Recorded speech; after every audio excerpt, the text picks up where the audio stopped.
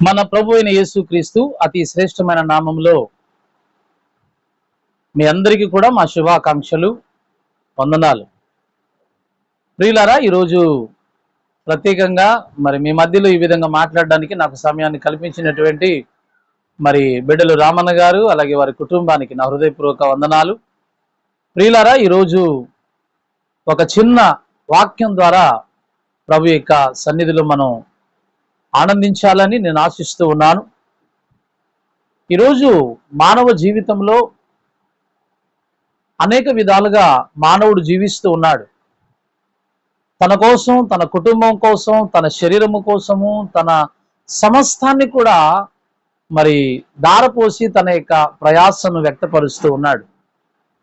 అయితే ఈ రోజుల్లో, ఈ దినాలలో మనం గమనించినట్లయితే మనిషి జీవితం అంతా కూడా తన శరీరం కోసమే ప్రయాసపడుతూ ఉన్నాడు.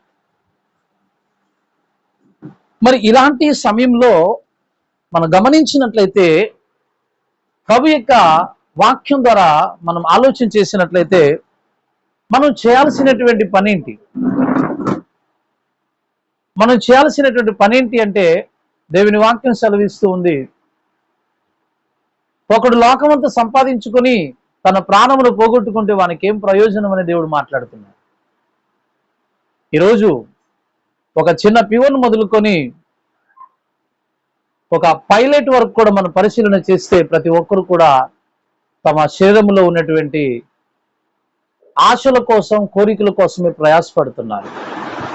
తమ శరీరాన్ని కాపాడుకుంటున్నారు.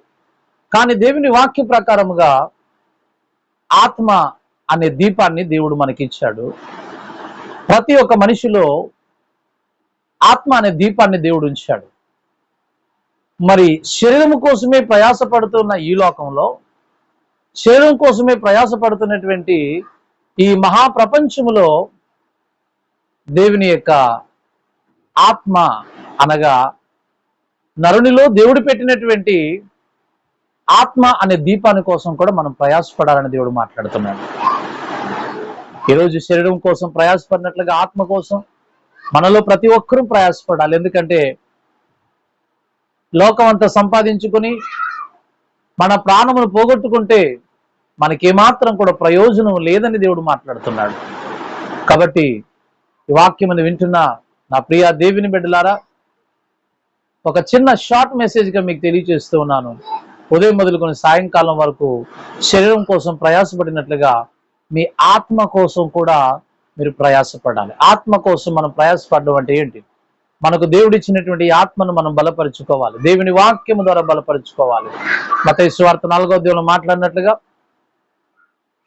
మానవుడు జీవించేది, మనుషుడు జీవించేది రొట్టె వలన మాత్రమే కాదు, కానీ దేవుని నోటి నుండి వచ్చే ప్రతి మాట వలన జీవించునని దేవుడు మాట్లాడుతున్నాడు. దేవుని నోటి నుండి వచ్చే ప్రతి మాట అది దేవుని వాక్యమై ఉంది, జీవము గల దేవుని వాక్యమై ఉంది. కాబట్టి జీవము గల దేవుని వాక్యమైనటువంటి పరిశుద్ధ గ్రంథమైనటువంటి బైబిల్లో దేవుడు మాట్లాడుతున్నాడు.